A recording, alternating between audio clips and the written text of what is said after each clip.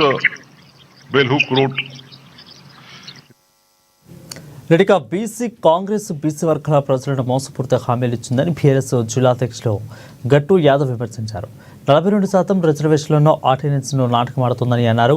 వనపర్తి జిల్లా కేంద్రంలోని ఆయన నివాసంలో ఆయన మీడియాతో మాట్లాడారు. స్థానిక సంస్థల ఎన్నికల్లో రాజకీయ లబ్ధి కోసమే చట్టబద్ధత లేకుండా ఆర్డినెన్స్ డ్రామా ఆడుతుందని ఆరోపించారు. కాంగ్రెస్ పార్టీ స్థానిక సంస్థల ఎన్నికల్లో 42% బీసీ రిజర్వేషన్ అమలు చేయాలనుకుంటే కేబినెట్ తీర్మానం చేసి ఆర్డినెన్స్ కోసం కేంద్రానికి ఎందుకు పంపించడం లేదని ప్రశ్నించారు.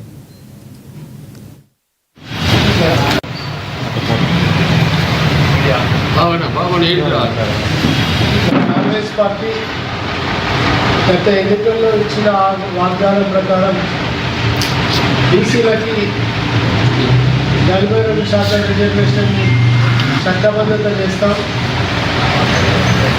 చట్టసభల్లో కానివ్వండి, అన్ని రంగాల్లో కూడా బీసీలకు 42% రిజర్వేషన్ అమలు చేస్తామని చెప్పి ఆ రోజు అధికారంలోకి వచ్చింది. కాంగ్రెస్ పార్టీ ఏదైతే మన ద్వంద్వనీతిని మోసపూరిత చిత్రాలనే మళ్ళీ బయటపెట్టింది.